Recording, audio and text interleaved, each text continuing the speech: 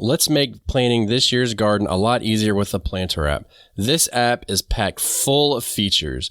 It has companion and combative planting, which are indicated by green and red circles. It has a simple drag and drop interface. It has 80 plus plants and thousands of varieties. All the info is needed to grow veggies, including when to start seeds, transplant, and harvest, the ability to create custom plants and varieties, a growing guide with in-depth articles to supplement the quick info in the app, not to mention that you can view it and use it both on your PC and on your mobile device, so you can always be planting your garden on the go. This app is used in my garden year-round to plan the upcoming seasons, reference the last year's seasons so I know when to rotate, and it also helps me to learn more about companion planting using the visual cues. When you create your garden, it's going to be based on the dimensions, and each block is going to be a square foot. I've had a lot of fun using this app, and the Planter app, which is spelled Planter, is available in your app store on both Google and Apple. So what are you waiting for? Get out there and plan your garden, and use the link below to get a discount on the Planter app. To have a good harvest, one must plant good seeds and must also use the right kind of fertilizer. The carrots have grown large and firm. How good they will taste. All right, let's say, Batavia, that you had an awesome tomato year and your determinate tomatoes just collapsed and they're done, and now it's time to put something in. What do you think you should do? Do you think you should leave it blank, or do you think we should plant it? Don't give me the Sunday school answer either. I'll tell you, this is all I got. I'll tell you what I should do, and then I'll tell you what I probably end up doing.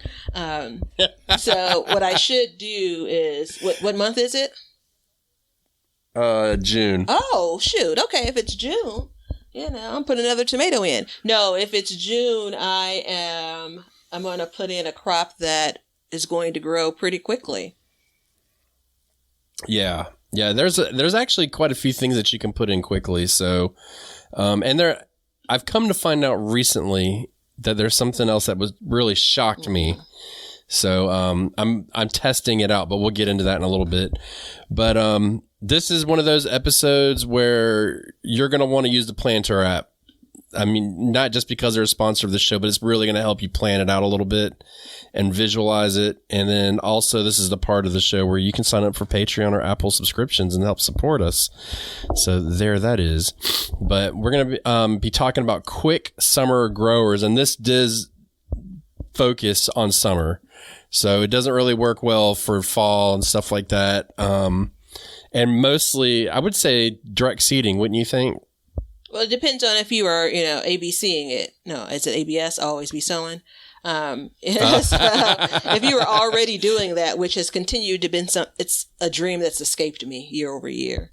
Then no, you take some of your transplants and plug them in. But if that's not the case, yeah, direct sowing I think works. And I may challenge you here, because I think when we came up with this concept, it's like, yeah, there are plenty of quick summer crops, but I may contest some of the ones you have. I already feel it. No. Yeah, and I think your ABSs. Your abs. I want to say ABCs too. Yeah. Your abs. If you get your abs going right, I think you are right. But something like peppers, I don't think that really works very well for that, because they just take so damn long. So I think there are definitely some that we do need to judge about before we do it. And I mean, for me, I definitely have like a handful of seeds and I'm like, okay, I can stick this in the ground. But there's also a handful that if I sow them ahead of time, then I know that I'm already, they'll produce quicker, yes, but I've already got that jump on it. So you kind of got to look into the looking glass a little bit, what I mean? Yeah, the hard thing about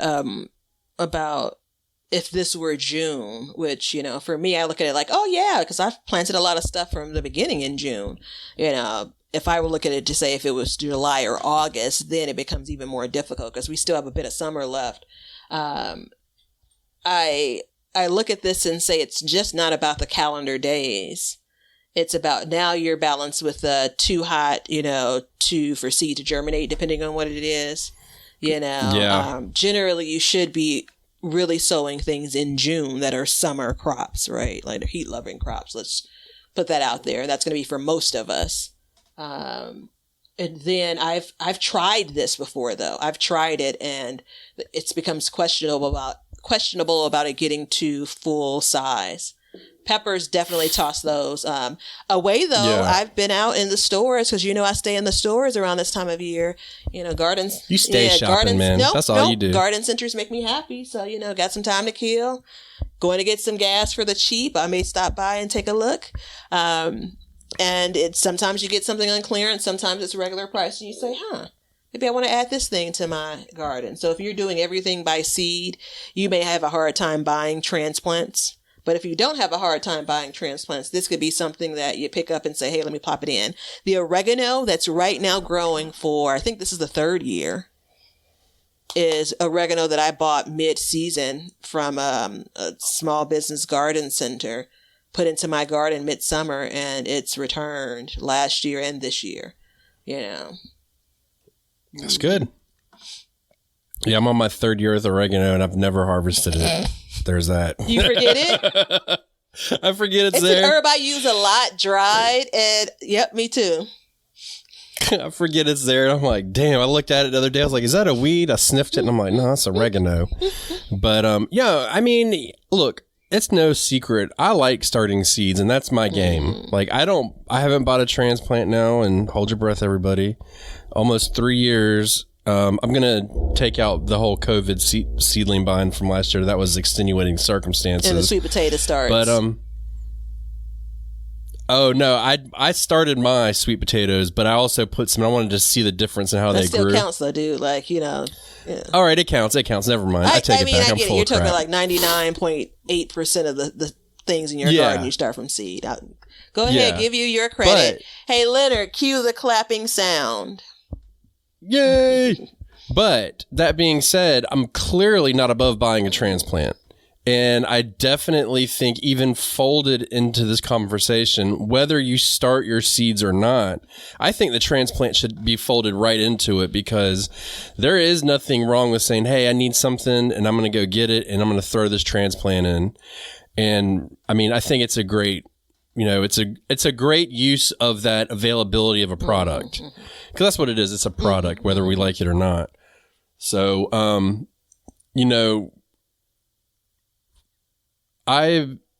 it's funny you brought up germination rates in summer because I'm starting my fall garden already. I am starting my fall garden because I want to really get this Brussels sprout thing under control. Like this is the year. This is the 4th year. So I went on and I picked up some hybrid seeds because I want to try and say like, hey, if I need to, get it, if I want to get the best harvest, I'm going to make it easier for myself. There's earlier maturing varieties, all those different things. And so I know that I can get them in the ground about 2 months earlier. But I was looking to get them in the ground and I started looking at the germination for the temperatures because I don't want to start them inside. Long story short, I want to start them outside. And I don't know if that's going to work for me. And it's making me mad. So, the germination temperature really does make a big difference. Yeah, I think stop fighting it. There's no fight here. Start them inside. Stop. Don't tell me what to do. Stop. I'm an independent man. I mean, go ahead. Go ahead and what's I'm gonna be how many years without a bounty of Brussels sprouts? Add one more year. Why you got this? I'm just saying. I'm always. I try to be the optimist when it comes to gardening, but it ain't gonna work, right? So I have stumbled into it though. I have tried to do things like start Brussels sprouts from seed, now, right? And it took. I didn't quite get it, why it wasn't working until I learned how, heat impacts things. I had some volunteer mustard seeds, which, these are things that germinate pretty quickly, all things considered, Yeah. and I've been watching them and I'm like, it's not enough to like cook a pot of mustards, but they're small enough where I could really enjoy them fresh, I believe, because at this point, they're mild. They're not spicy, right? Yeah. I was pausing like, wait, are they mustards or are they turnips? No, they're mustards. And so it happens overnight. Literally, yesterday's morning garden walk looked great. Today, Bolt City. So things I wouldn't sow that aren't easy, summer crops would be mustards because they're not a summer crop. But anywho, I think your best shot, in all seriousness, is starting them indoors to control the temp. It's probably going to be cooler in your house this winter. 6-7 weeks of it. Summer. Excuse me. Yes, this summer. 6-7 weeks of it.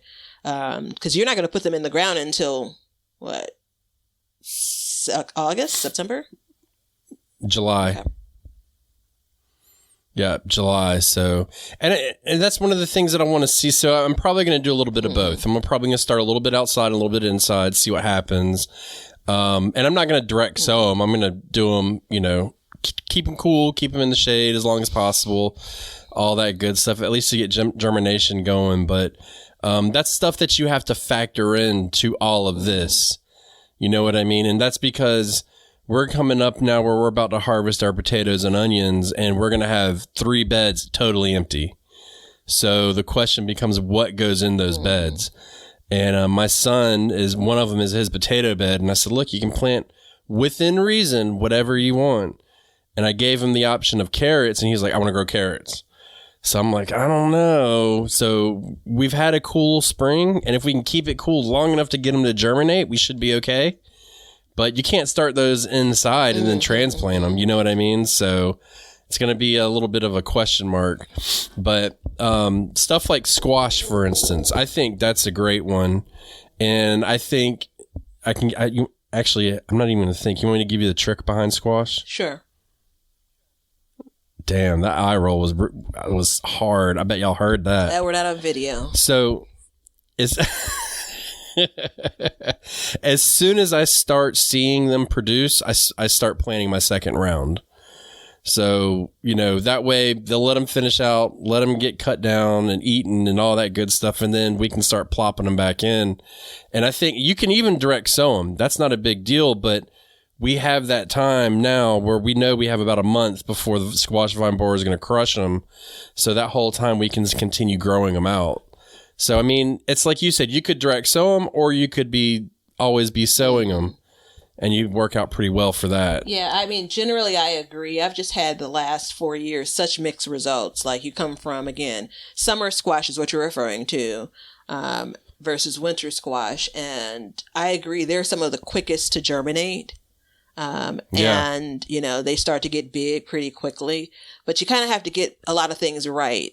And it's probably overstating it, but I've tucked in, stay tuned for that. I tucked in some, squash seeds before, and they just weren't in the optimal place for growing.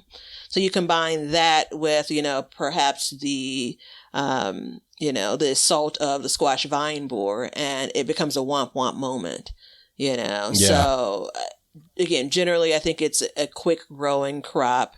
If you're in June, absolutely, it's a great one to get in there. And I'd probably lean on direct sowing for those because it's so quick. You just don't want to have a whole tray of squash transplants that you're not going to have space for or end up planting. So. Yeah, this was the first year I started them and transplanted them in a really long time. And they definitely, they started early. And I remember we were having a conversation like those things are going to outgrow the pot quick. And they didn't. And I was surprised because I was anticipating the same thing. I was anticipating like quick. But then they kind of like came up and then they stopped. Yeah. And so I withheld the feeding on them to kind of keep them small. And now I've got a full squash bed. So it ended up working out, but I've always been on the side of like, it doesn't like to be transplanted. So just try to direct sow it. But last year I may have direct sowed it early or a transplanted, one of the two, which I know doesn't really help. But I remember getting zucchini before the squash vine borer came and attacked. So that was like my whole goal was like get them producing. And then when they get attacked, at least I've already gotten a harvest. And because, you know, that borer lasts a certain amount of time. And when it's gone for the most part. So it kind of helped. But I think I'm going to do that again. I've got a couple trays that I'm just going to fill up and just see what happens. You know what I mean? And who knows? I may have enough squash and stuff where I'm like, you know what? I don't even want to grow it, which kind of leaves me down another path. But we'll cross that bridge when we get there. Yeah, I think I believe my garden plan has me putting squash behind my broccoli harvest, which puts broccoli coming out of the garden like in June, maybe mid-June or something. And so it's kind of the period we're talking about. And that's still plenty of time for me. If the plant stays alive, it's plenty of time for me to produce. Now that I say it out loud, I probably want to come in with transplants with that versus sowing a seed, you know, because again, I have plenty of time, but that's assuming everything goes right. You know, there's no germination failure. There's no eating of the new seedling that emerges. Yep. You have a better chance of that seedling not being eaten up if you're transplanting it in versus it popping up out of the ground, at least from my experience. Well, see, and that's the whole thing, too, is you've eliminated, like, how many times have you done something in the roly-polies of, like, eating the seedling, and you're like, damn, that was a week wasted.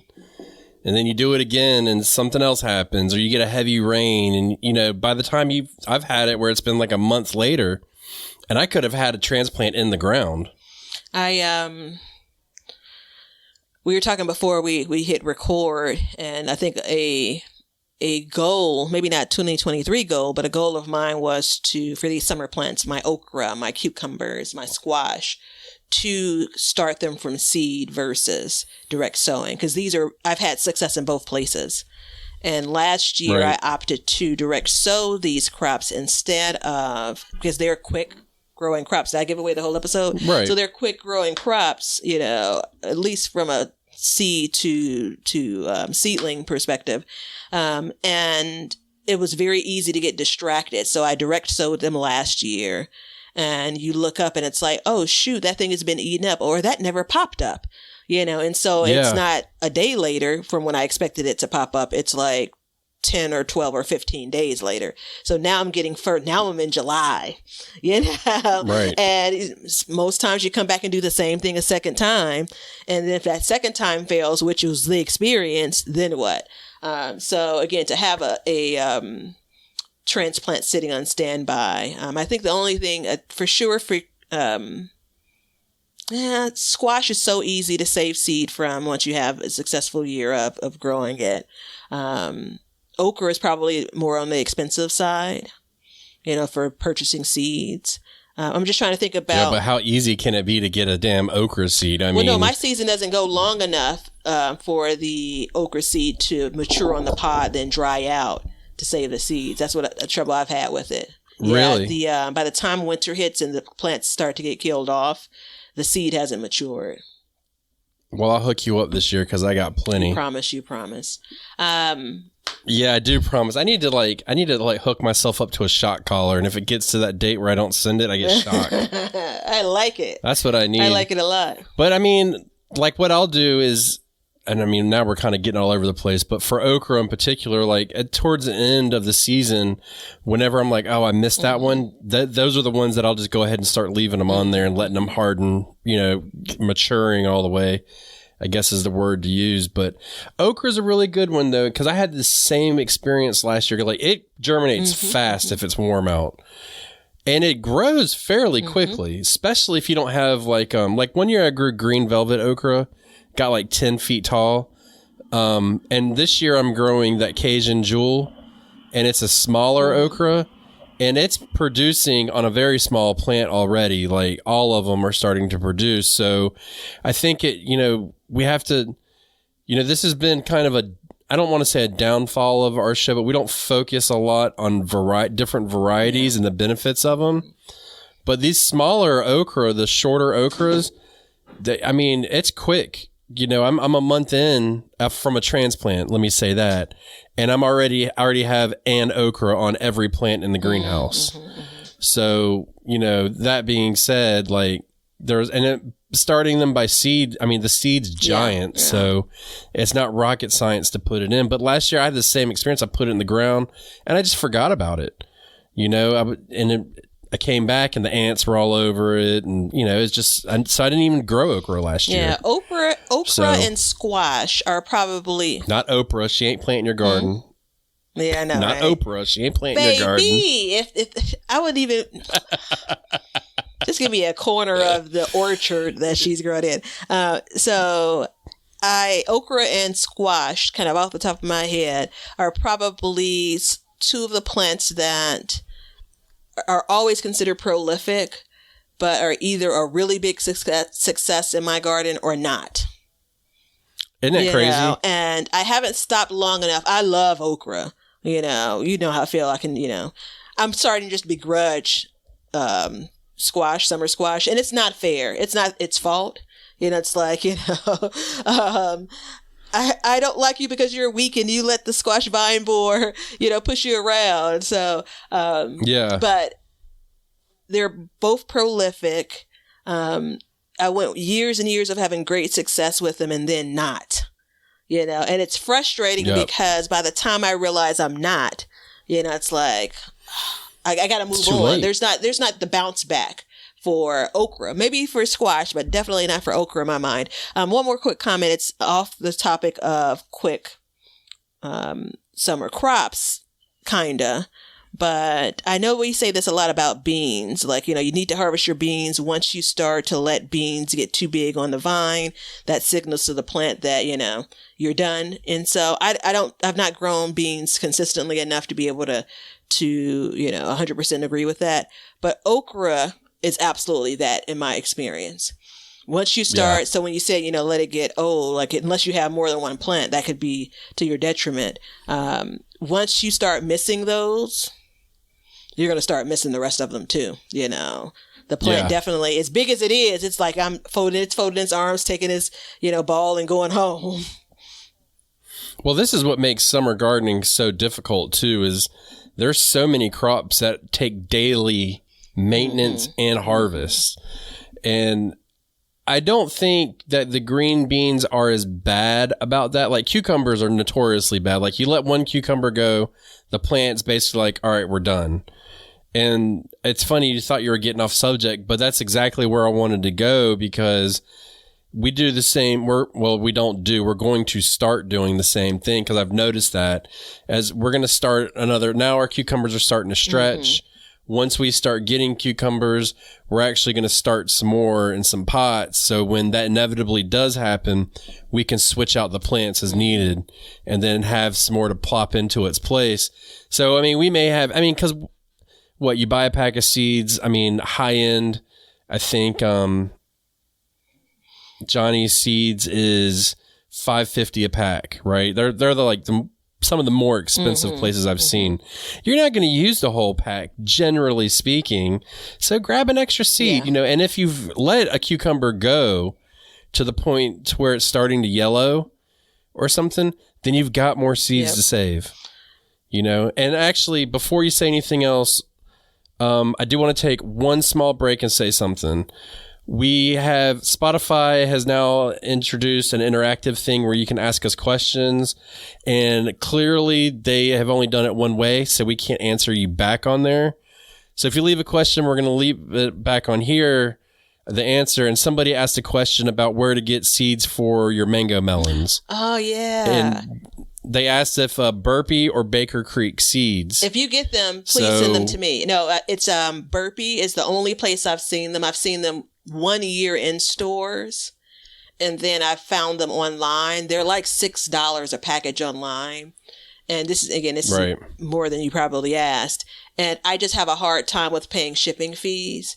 So there's not a lot more that I want to order from Burpee online. So I've been balancing, like it's been in my cart for like 2 years. Now I saved a lot of the seeds that first year that had the beautiful results, but I don't feel like I've had the best experience using those saved seeds, which is a whole different conversation. But yeah, Burpee. I've not seen them on Baker Creek.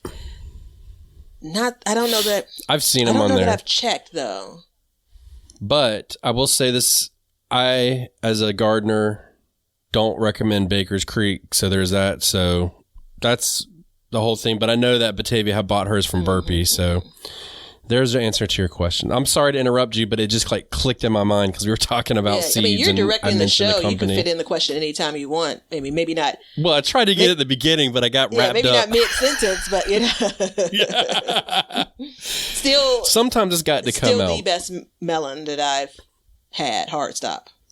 Well. Yeah. In the U.S. Yeah. So the whole thing was with the cucumbers and they were aging and stuff like that. Like, we will have some more in line. If they don't work out, whatever, we'll compost them if we don't need them.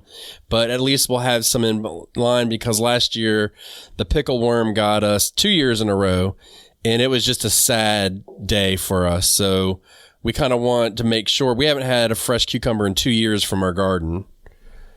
So we got to change that. I'm sorry to go back to this, but I don't want to mislead this person. If you're looking at the melon, mango, vine, peach on Baker Creek, that's not the thing I was growing. Look it up. Look up mango melon on Burpee, and you'll see the difference in what the fruit looks like. The one on Baker's Creek looks more like a lime or something, or maybe like a lemon cucumber. Not the same thing. Now, since we're talking about melons, do you think those are quick growers, quick enough to put in June? In June, yeah. You think so? Yeah, I think, but it has to, in June, it has to germinate that first time, right? You know, you have to have another 100 days, maybe, 100 days of pretty hot weather. The issue is all the growing it's going to do, and then is the melon going to ripen? That's the thing that I face all the time. But my weather isn't always hot enough earlier than that for them to do any real growing, So I'll drop some seeds, in May, and we'll see what happens with them. I do want to comment on seeds in general, and a lot of you all, sometimes it's what's understood doesn't need to be said, but I'm going to say it anyway. Absolutely keep seed age in mind when you're going in and saying, okay, it's later in the season. I'm going to, whether you're direct sowing or starting indoors, or just starting in seed sales or whatever have you, seed blocks. Y'all, Batavia's on fire today. Go ahead. Listen, I told you I was having a good day. You're feeding me. I love it. You're feeding me. I was on a call for my other work this morning, and as they closed the call out, the client said, all right, it was called 10 people, Batavia's the only one smiling, and I was just like, I'm sitting in such a great mood. I had one of those euphoric moments in the garden this morning before I started, the 9 to 5. And so I'm still feeding off of that. And I had the best burrito for lunch. But anyway, I had been hearing people say, I had the hardest time starting celery from seed. This is not a summer crop, but take the story. Starting celery from seed. And I'm all like, I'm always cautious.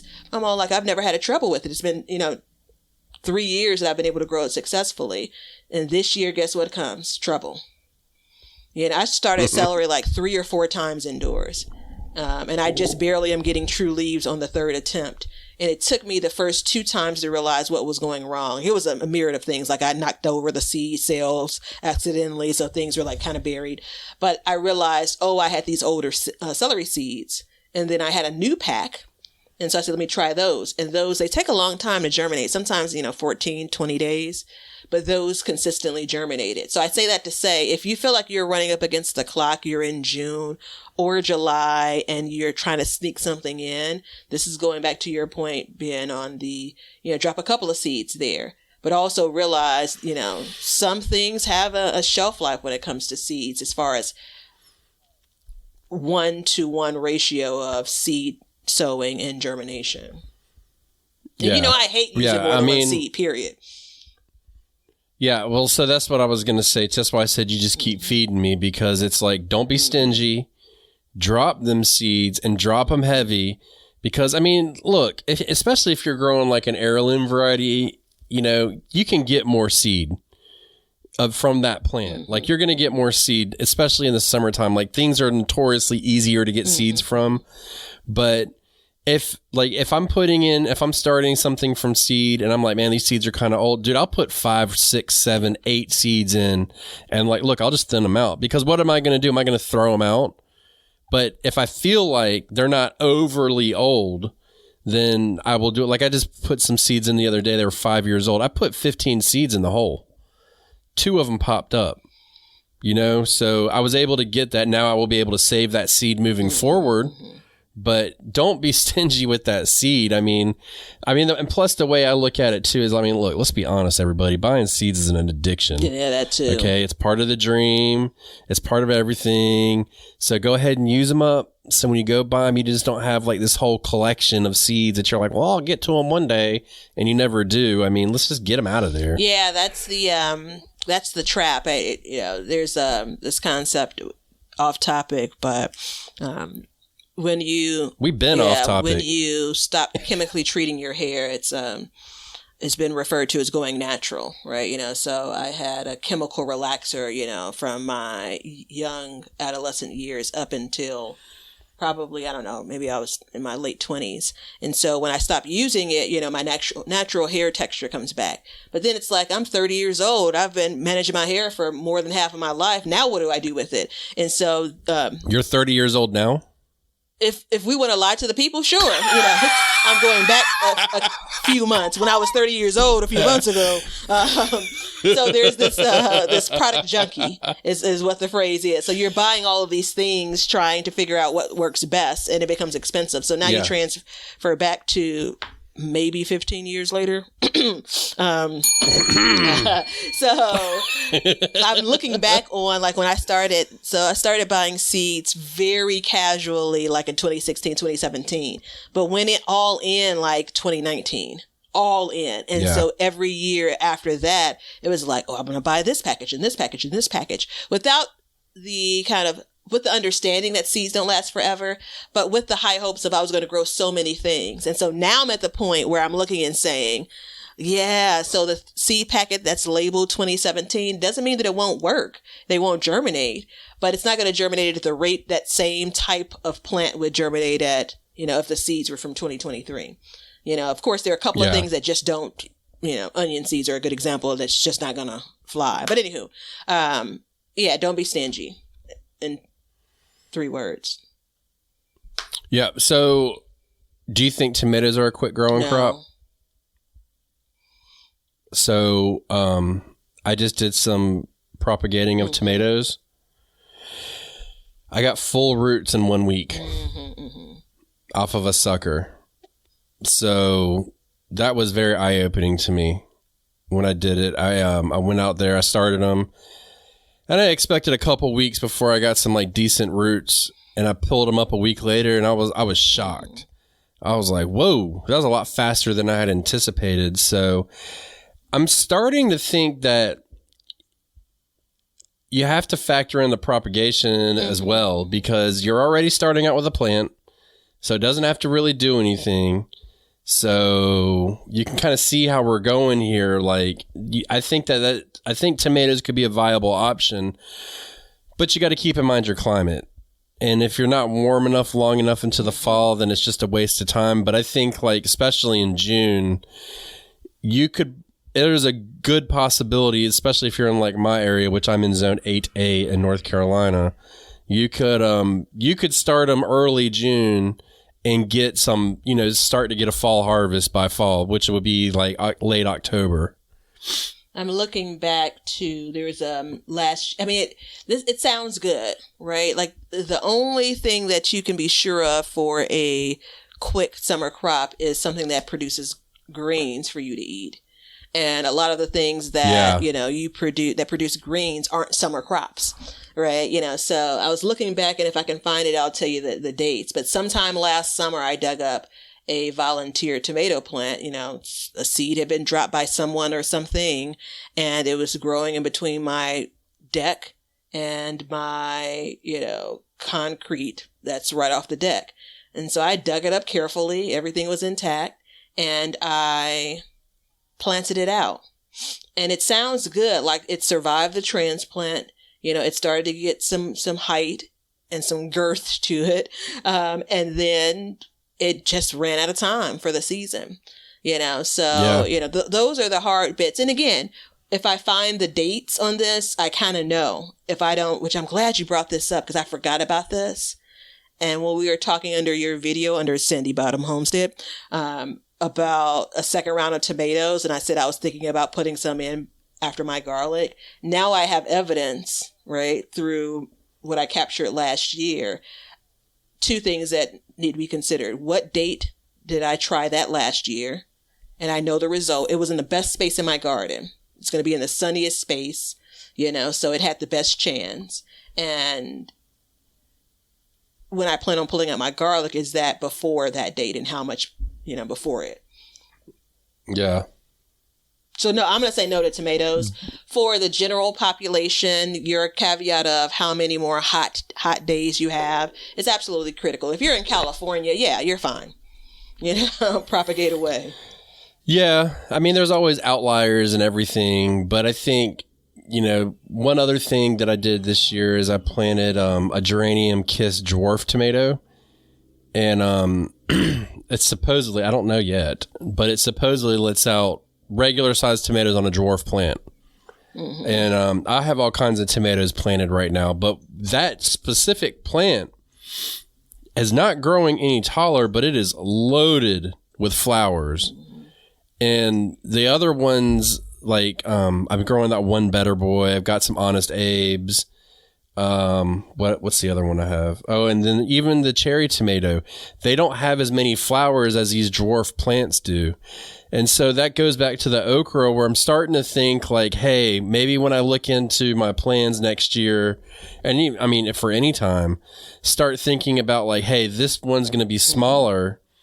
The plant grows smaller, so it doesn't take as much energy to get it up there, so then it can focus on creating fruits. That's what I'm starting to think about.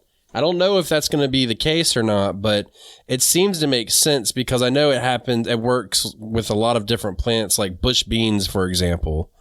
You know, that's the same thing. They produce way faster than your pole beans do. Same bean, just different growth pattern. It's a longer trip for them, you know, so when it is a longer trip. I like that. It's a long highway up there to the top.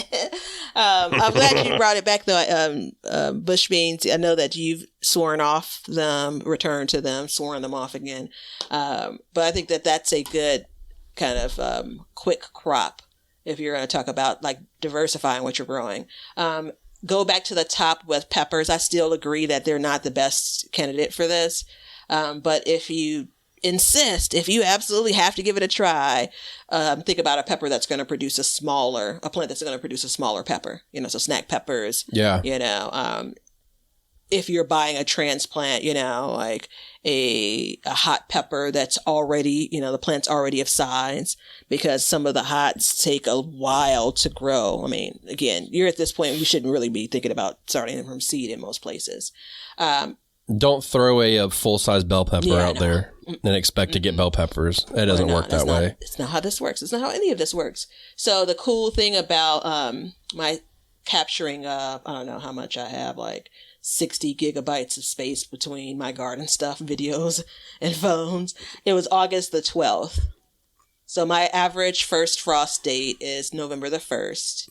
I know historically October could be pretty cool.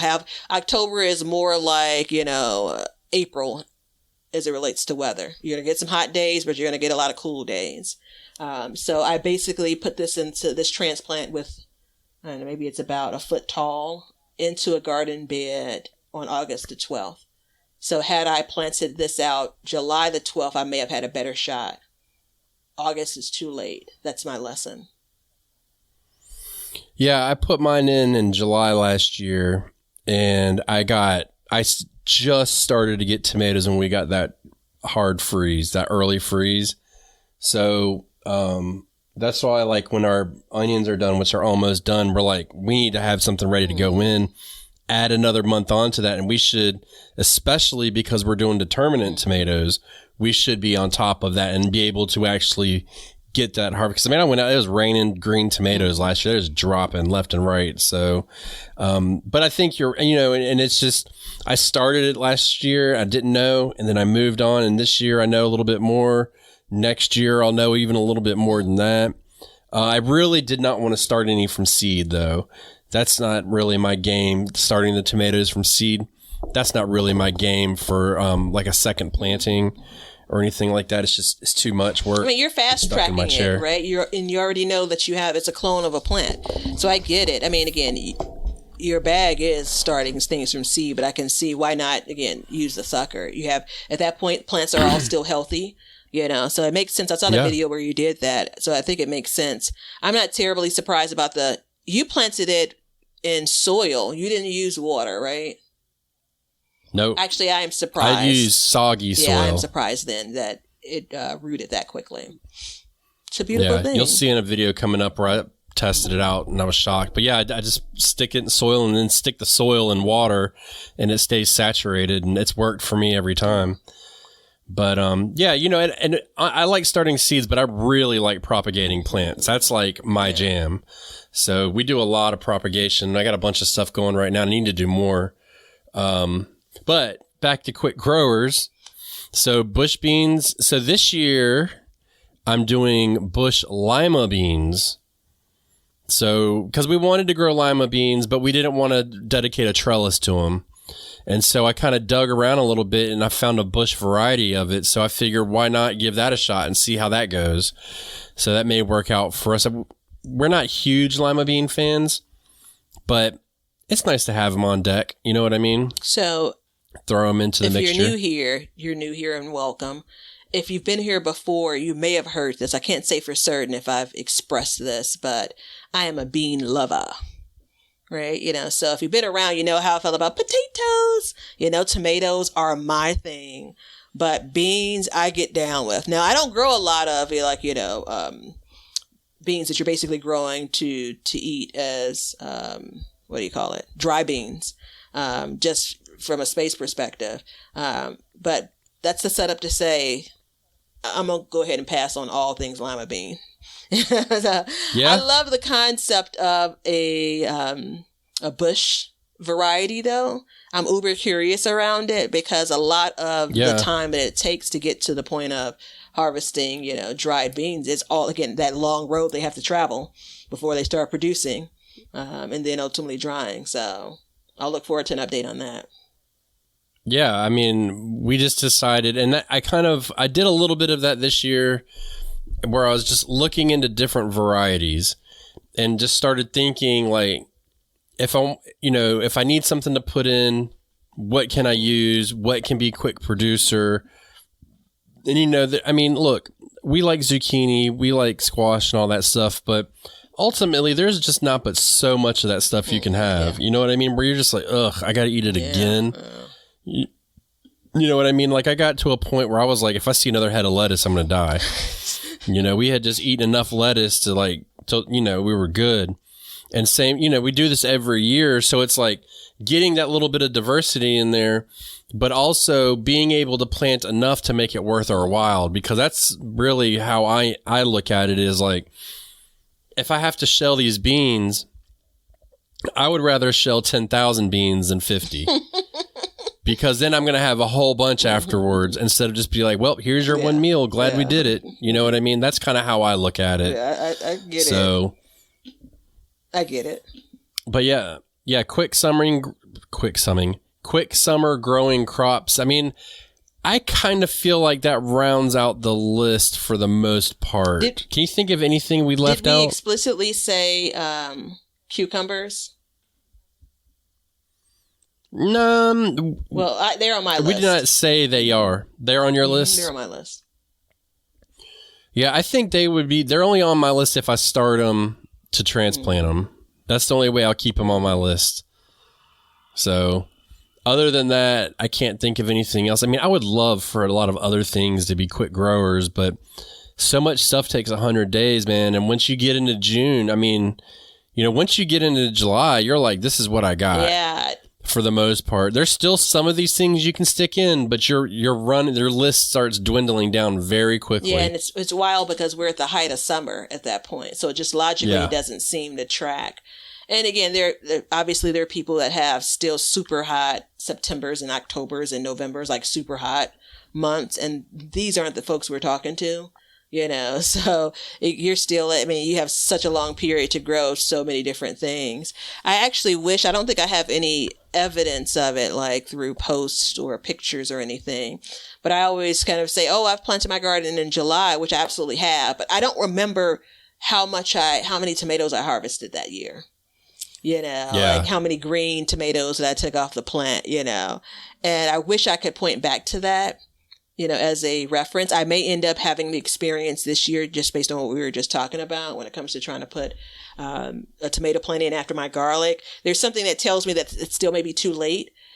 So even with going with a determinate variety, but it can be pretty cool as a test, right? But part of this is what we're doing. Quick for you, young Ben, is different than quick for me. Yeah, and it's different for everybody. Everybody that lives all over the country, it's different. So, all over the world, all over the world for that matter. Yeah, we are worldwide. So the one thing that I do think about a lot is, I don't typically try to squeeze anything in after June 21st. Because June 21st is the most sun you're going to get all year long, hands down. That is the day where the sun's the highest. It's up the longest in our hemisphere. So that being said, I don't focus on that, anything after that date, you're kind of fighting an uphill battle. So I really try to get stuff like, especially things that you're kind of pushing the envelope with in a couple of weeks before so that they can work with those long summer days. Because, once that sun starts going down, you start losing, as we get past the 21st, you start losing more and more daylight every day. And then it picks up towards the fall. So we have to keep that in mind too. And I know that's the unsexy subject about gardening, you see it all over but my face, that's the truth of it. Yeah.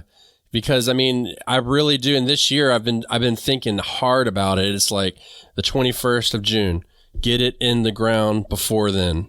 Because after that, you really need to start thinking about after that. You need to start thinking about fall. Because that's kind of the way it starts to work. If you, depending on where you live, either starting your seeds, pre-planning for it or something like that, especially if you want to get a continuous harvest out of your garden past the season. Pardon me. Good night. I think I'm wearing down here. You're not bringing sexy back by wrapping up with that. But you have me looking at my calendar and we're recording, a couple of weeks before you'll hear this. And I'm thinking to myself, like, I got to get out here. My window is closing. It's not a summer crop, but you planted in the summer, butternut squash. For me, remember that year I planted it on June 21st and I couldn't get a ripe squash off the plant. I ran out of time, so I like to have plant this on Easter Day, wait until after Mother's Day, like those kind of things, there's something that's reminiscent around the days of old and nostalgic about it.